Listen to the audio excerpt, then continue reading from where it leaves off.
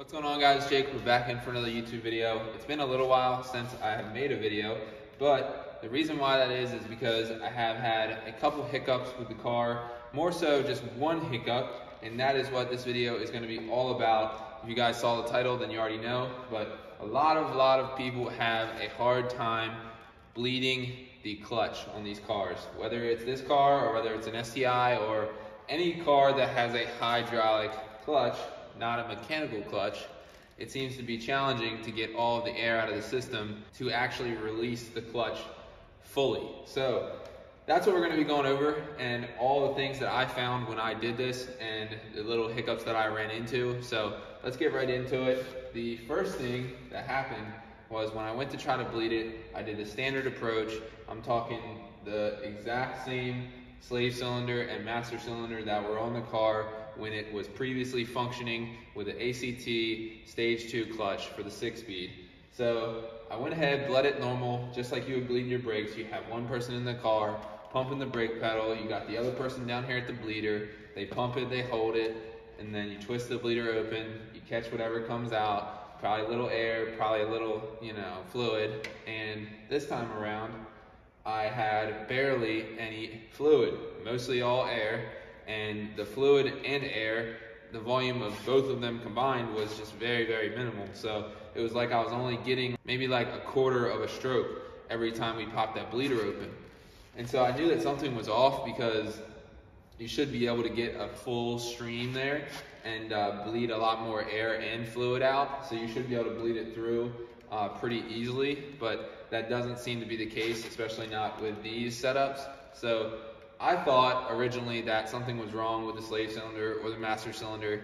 I knew there wasn't anything wrong with the lines, none of it was leaking or anything like that, no air leaks. So I went ahead and ordered a whole new master cylinder. So I replaced the master cylinder, tried again, because the master cylinder that was on this car was just a junkyard STI master cylinder. So it was sold as a functioning master cylinder, but then again, you always have a question with some of these parts that you get off of a junk car. So I didn't really trust it, so I went ahead and changed that. Same exact problem, had no more luck. And so then I narrowed it down to the slave cylinder, thinking that maybe the slave cylinder, something had happened to it whenever I was doing all the work, which it actually didn't even make any sense, because you think about it, the car's been apart the whole time and nothing's really changed. But regardless, went ahead and changed the slave cylinder. And then I had this bright idea to ask the Facebook page, because the slave cylinder did not even change anything either. So I wasted a whole bunch of time, and this is why the video is gonna be what it is, because I don't want you guys to have to waste all the time that I did and change parts. So when I asked on Facebook, it seemed like this was like almost like a controversial topic. Maybe not controversial, but almost like problematic for almost everyone that has ever done this. And anybody who I asked just said it takes like forever to get the air out, and they've never had good luck. But there have been a couple little tricks, and I'll tell you, right when I did these, it worked immediately. So first I'm gonna show you what I did with the slave cylinder, and then I'll show you how I made it right on the money, like perfect, with the master cylinder adjustment behind the dash. So first let's take a look at the slave cylinder, and then I'll show you guys what I did to the master. So stay tuned. So we are looking at the slave cylinder for the clutch system here. You guys can see there's a little rod right here. That's gonna be where it's actually gonna press the clutch fork forward once everything's properly functioning. And you can see in the back, there's a little bleeder nipple right there. So that's where we're gonna be bleeding it. What you're gonna do is you're gonna actually take this slave cylinder off of the transmission. You're gonna hold it up, because you see this line that's hooking up to the back of it. There's a banjo bolt on the back side of that. So you're gonna take these two 14mm bolts out down here. You're gonna lift this slave cylinder up. So you're gonna have it up here somewhere. When you lift it up, you're also going to want to hold this bleeder fitting at the highest point of the slave cylinder. So almost like turn it, you know what I mean? So that way all of the air is at the top, and that'll really help you. But that is not the only thing that we're gonna have to do here. We're also going to have to take a C-clip. So let me show you guys one of those real quick. So this is the C-clip that I used.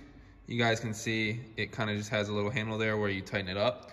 So what you're gonna wanna do is you're gonna want to put one end of the C-clip, say this end, on the rod that comes out of the slave cylinder, and you're gonna wanna put the other end of your C-clip on the back side of the slave cylinder, almost where the banjo bolt is coming out.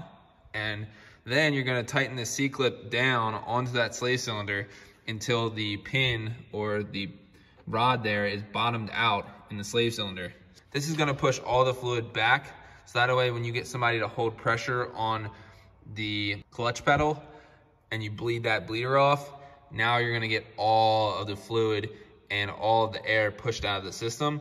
So this actually worked very well for me, but I also want to mention that I did have to do this like 2 or 3 times, and it was very challenging with this C-clip. I'm not sure if they make a better tool for that. You also can put like a 10mm or like some type of socket on the end of the rod there when you put it on here, and that'll kind of help it stay centered. But regardless, it wasn't an easy task, but that was the only way I found to get all of the air out of the system. So now I'm 100% confident that the clutch system doesn't have any air in it and it's fully bled out. So now let's take a look at the master cylinder and what is actually behind the dash. I'm gonna use the one that I changed out to show you guys that, but how I adjusted it to work 100% perfect. So let's check that out. So I can't locate my old master cylinder to actually show you guys, but what was actually happening was when you would push the pedal down, you would push the pedal down about maybe 2 to 3 inches, and it would just get past the detent that like the spring mechanism underneath the dash has, and you guys will feel that and you'll understand that once you get to working on it. It would just get past that, then it would start to release the clutch. And so what this did was, once you push the clutch all the way in and you went to retract your foot off the pedal, sometimes the pedal wouldn't come all the way back. And if it did come all the way back, it would kind of snap back at the last like quarter of the return stroke. And so that just doesn't feel right when you're driving the car. You don't want any of that kind of stuff in it. So what I did was, the back of the master cylinder has this mechanism where it's a trunnion and a pin goes through it and hooks it up to the whole entire clutch linkage underneath the dash there. And I adjusted the trunnion to basically engage the clutch slightly sooner. So I pushed the trunnion further back on the rod, maybe like, I don't know, 1/2 inch. And this is something that you guys may not have to do depending on if you're putting the car together or if it's already together. But this is what I had to do to get it exactly right on the money. And that also may have something to do with me previously changing the master cylinder. So that's what I had to do. And then once I got the trunnion in the right place, the pin through it and the nut that screws onto the stud, like lock the trunnion in, because you want to make sure the trunnion is locked on the rod, because the rod can actually spin too. So you don't want to leave the nut loose. But that made it like really right on the money. And you can feel right as you're pushing the clutch pedal in that it's engaging right away. But one thing that you don't want to happen is the clutch to be engaged all the time, or disengaged rather. So you don't want that pin right there. You want to be able to spin that pin on that slave cylinder with your fingers. So you want there to just be slight tension against that clutch fork. So that way, right when you press your foot on that clutch pedal, it'll engage that clutch, and then when you release it all the way back, there will be no pressure on that little pin on the slave cylinder. So that way you know that the clutch is not disengaged while you're trying to push power in whatever gear you're in. So this is a huge tip for anybody that's looking to bleed their hydraulic clutch system, not even only on the Subarus, but just in general.